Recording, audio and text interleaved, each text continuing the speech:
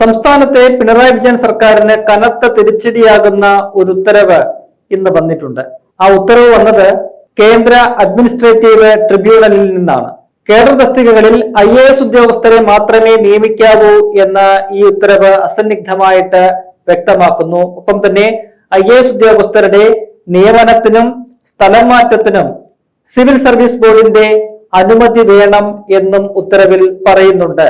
ഈ ഉത്തരവ് വന്നിരിക്കുന്നത് കേരളത്തിലെ IAS അസോസിയേഷന്റെ ഹർജിയിലാണ് എന്നതാണ് വളരെ പ്രധാനപ്പെട്ട ഒരു കാര്യം. കേരളത്തിലെ കേഡർ തസ്തികകളിൽ IAS ഉദ്യോഗസ്ഥരെ അവഗണിച്ചുകൊണ്ട് സർക്കാരിന് തോന്നുന്നത് പോലെ തങ്ങൾക്ക് ഇഷ്ടമുള്ള ആളുകളെയാണ് അവിടെ നിയമിക്കുന്നത്.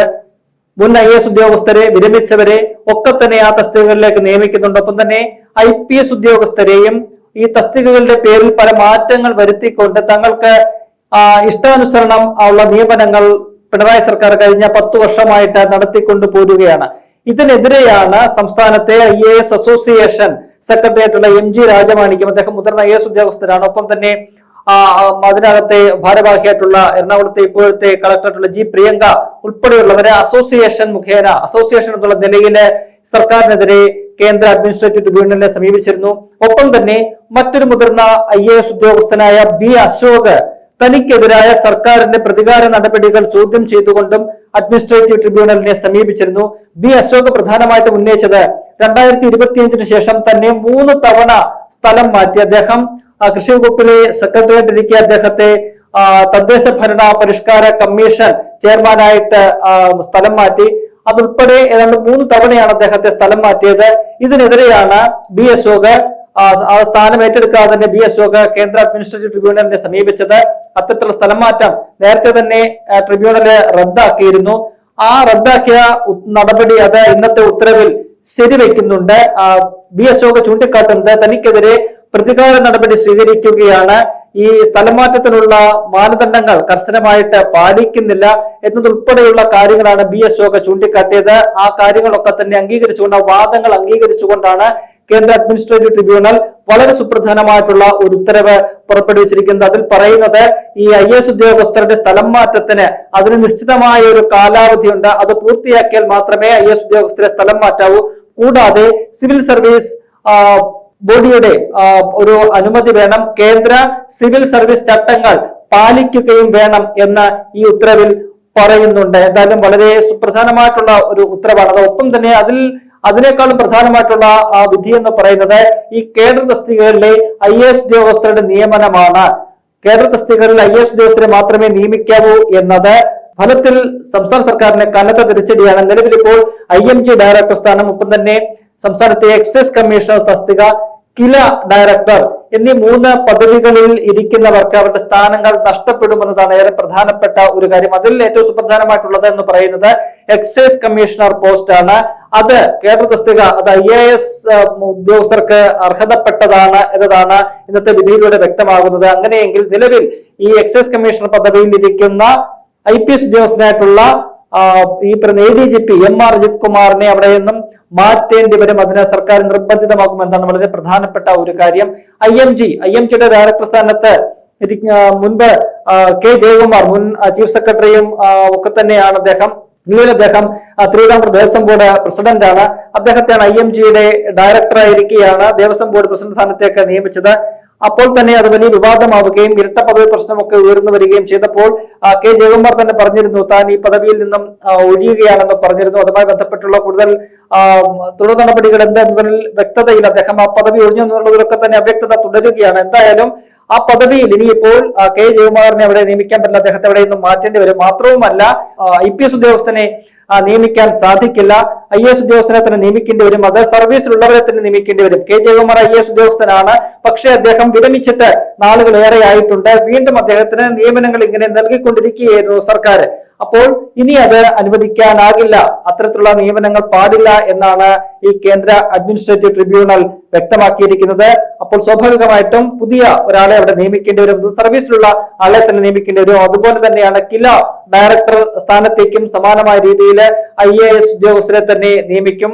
ഒപ്പം തന്നെ MR അജിത് കുമാറിനെ എക്സൈസ് കമ്മീഷൻ സ്ഥാനത്ത് നിന്നും മാറ്റിക്കൊണ്ട് അവിടെയും IAS ഉദ്യോഗസ്ഥനെ തന്നെ നിയമിക്കേണ്ടി വരും. നമുക്കറിയാം ഈ പറയുന്നത് പോലെ IAS ഉദ്യോഗസ്ഥരായിട്ടുള്ള വിരമിച്ച മുൻ ചീഫ് സെക്രട്ടറിമാർ ഉൾപ്പെടെയുള്ള പിണറായി വിജയന് താല്പര്യമുള്ള അല്ലെങ്കിൽ പിണറായി വിജയനോട് അടുത്തു നിൽക്കുന്ന പല IAS ഉദ്യോഗസ്ഥരെയും അവരുടെ സർവീസ് കാലാവധി കഴിഞ്ഞാലും ലക്ഷങ്ങൾ ശമ്പളം കൊടുത്തുകൊണ്ട് മറ്റ് പദവികളിൽ പുനർനിയമനം നൽകുന്ന ഒരു കാഴ്ച നമ്മൾ വളരെ ഏറെയായിട്ട് കാണുന്നുണ്ട്.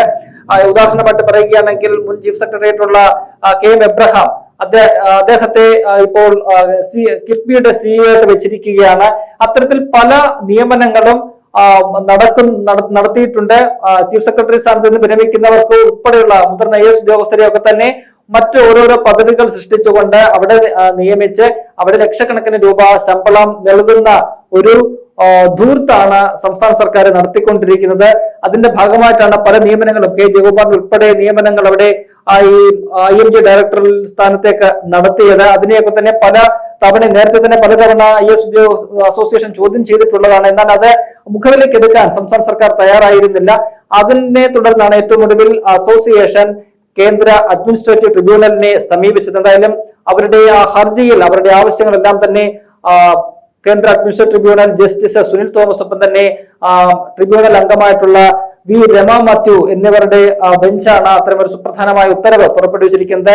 ഇനി ഇപ്പോൾ ഈ ഉത്തരവിന്റെ അടിസ്ഥാനത്തിൽ സർക്കാരിന് നടപടികൾ സ്വീകരിക്കേണ്ടി വരും.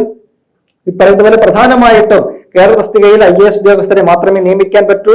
ഒപ്പം തന്നെ IAS ഉദ്യോഗസ്ഥരുടെ സ്ഥലം മാറ്റത്തിന് തങ്ങൾക്ക് ഹിതമല്ലാത്ത ഒരു വ്യക്തിയാണെങ്കിൽ അല്ലെങ്കിൽ തങ്ങൾക്ക് ഹിതമല്ലാത്ത ഒരു നടപടി എടുക്കുന്ന ഒരു ഉദ്യോഗസ്ഥനെ തങ്ങൾക്ക് തോന്നുംപടി ഇനി സ്ഥലം മാറ്റി കളിക്കാൻ ആകില്ല എന്നത് സർക്കാരിനെ ഓർമ്മിപ്പിക്കുന്ന ഒരു സുപ്രധാന ഉത്തരവാണിത്. നിശ്ചിത കാലാവധി ഒരു പദവിയിൽ നിശ്ചിത കാലാവധി പൂർത്തിയാക്കിയാൽ മാത്രമേ IAS ഉദ്യോഗസ്ഥരെ മാറ്റാൻ പറ്റുകയുള്ളൂ. ഒപ്പം തന്നെ IAS ഉദ്യോഗസ്ഥരെ മാറ്റുന്നതിനും നിയമിക്കുന്നതിനും ഒക്കെ തന്നെ സിവിൽ സർവീസ് ബോർഡിന്റെ അനുമതി വാങ്ങണം. B അശോക് പറയുന്നത് 2016 ശേഷം ഈ സിവിൽ സർവീസ് ബോർഡ് യോഗം ചേർന്നിട്ട് പോലും ഇല്ല എന്നുള്ളതാണ്. അപ്പോൾ അത്തരത്തിലുള്ള നിയമനങ്ങളോ സ്ഥലമാറ്റങ്ങളോ ഒന്നും നിയതമായ രീതിയിലല്ല, നിയമത്തിന്റെ അടിസ്ഥാനത്തിലല്ല, നിയമപരമായ രീതിയിലല്ല നടക്കുന്നത് എന്നാണ് നമുക്ക് മനസ്സിലാക്കാവുന്നത്. ഒപ്പം തന്നെ ഈ അഡ്മിനിസ്ട്രേറ്റീവ് ട്രിബ്യൂണൽ പറയുന്നത് 2014 കേന്ദ്ര സിവിൽ സർവീസ് നിയമങ്ങൾ അത് പാലിക്കണം എന്ന് പറയുന്നുണ്ട്. അത് പാലിച്ചു വേണം ഇത്തരത്തിലുള്ള നിയമനങ്ങളും മറ്റുമൊക്കെ നടത്തേണ്ടത് എന്ന് ഈ കേന്ദ്ര അഡ്മിനിസ്ട്രേറ്റീവ് ട്രിബ്യൂണലിന്റെ ഇന്നത്തെ ഉത്തരവിൽ വ്യക്തമാക്കുന്നുണ്ട്. എന്തായാലും സർക്കാരിനെ സംബന്ധിച്ച് വലിയ ഒരു തിരിച്ചടിയാണ്. അതിൽ പ്രധാനപ്പെട്ട ഒരു തിരിച്ചടി എന്ന് പറയുന്നത് ഈ MR അജിത് കുമാറിനെ ഈ സ്ഥാനത്ത് നിന്ന് മാറ്റേണ്ടി വരും. നമുക്കറിയാം അദ്ദേഹം മുൻപ് ADGP ക്രമസമാധാന ചുമതലയുള്ള ADGP ആയിരുന്ന വ്യക്തിയാണ്. ആ പദവിയിൽ ഇരുന്നു കൊണ്ട് ഒരു പോലീസ് ഉദ്യോഗസ്ഥൻ കാണിക്കാൻ പറ്റാത്ത തരത്തിലുള്ള പ്രവൃത്തികൾ അദ്ദേഹത്തിന്റെ ഭാഗത്തു നിന്നും ഉണ്ടായി. അദ്ദേഹത്തിനെതിരെ ഗുരുതരമായ പല ആരോപണങ്ങളും ഉയർന്നു. തൃശൂർ പൂരം കലക്കലുമായി ബന്ധപ്പെട്ട് അദ്ദേഹത്തിനെതിരെ ആരോപണങ്ങൾ ഉയർന്നു. ഒപ്പം തന്നെ RSSന്റെ നേതാക്കന്മാരെ നേരിട്ട് കണ്ട് സന്ദർശനം നടത്തിയവരുമായിട്ട് കൂടിക്കാഴ്ച നടത്തിയ വിവരങ്ങളൊക്കെ തന്നെ പുറത്തു വരികയും അത് വലിയ വിവാദമാവുകയും ചെയ്തു. ഏറ്റവും ഒടുവിൽ ഭരണകക്ഷിയിലെ CPI തന്നെ ഈ MR അജിത് കുമാറിനെ ഈ പോലീസ് സേനയിൽ നിന്നും മാറ്റി നിർത്തണമെന്നൊരു ആവശ്യം ഉന്നയിച്ചു. അപ്പോൾ ഈ അജിത് കുമാറിനെ കൈവിടാൻ പറ്റുന്ന ഒരു സാഹചര്യമല്ല പിണറായി വിജയനുള്ളത്. അവർ തമ്മിൽ വലിയൊരു ആത്മബന്ധമുണ്ട്. അങ്ങനെ വന്നപ്പോൾ പോലീസ് സേനയിൽ നിന്നും പുറത്താക്കി അല്ലെങ്കിൽ സസ്പെൻഷൻ ഉൾപ്പെടെയുള്ള നടപടികൾ സ്വീകരിക്കേണ്ട ഒരു സാഹചര്യത്തിൽ അദ്ദേഹത്തെ CPIയുടെ ആവശ്യപ്രകാരം പോലീസ് സേനയിൽ നിന്ന് മാറ്റുക എന്ന ഒരു ആവശ്യം അത് നടപ്പിലാക്കുന്നതിന് വേണ്ടിയിട്ട് പോലീസ് സേനയിൽ നിന്നും മാറ്റിക്കൊണ്ട് അദ്ദേഹത്തെ ഈ പറയുന്ന എക്സൈസ് കമ്മീഷണറുടെ പദവിയിലേക്ക് പ്രതിഷ്ഠിക്കുകയാണ് ചെയ്തത്. അത്തരത്തിൽ സ്വന്തം താല്പര്യങ്ങൾക്ക് അല്ലെങ്കിൽ തന്നിഷ്ടപ്രകാരം അല്ലെങ്കിൽ തങ്ങളുടെ ഇഷ്ടക്കാരെ തങ്ങൾക്ക് ഇഷ്ടമുള്ളിടത്ത് നിയമിക്കുന്നതിന് വേണ്ടിയിട്ടൊക്കെ തന്നെ ഇത്തരത്തിലുള്ള കേഡർ തസ്തികകളെ സർക്കാർ ദുരുപയോഗം ചെയ്യുന്ന ഒരു 10 വർഷക്കാലമാണ് നമ്മൾ കണ്ടത്. അതിന് ഏറ്റവും ഒടുവിലാണെങ്കിലും ഇപ്പോൾ വലിയ ഒരു തിരിച്ചടി അഡ്മിനിസ്ട്രേറ്റീവ് ട്രിബ്യൂണലിന്റെ വിധിയിലൂടെ ഉണ്ടായിരിക്കുകയാണ്. അത് പിണറായി സർക്കാരിന്റെ മുഖത്തേറ്റ ഒരു അടിയാണെന്ന് നമുക്ക് നിസ്സംശയം പറയാൻ സാധിക്കും.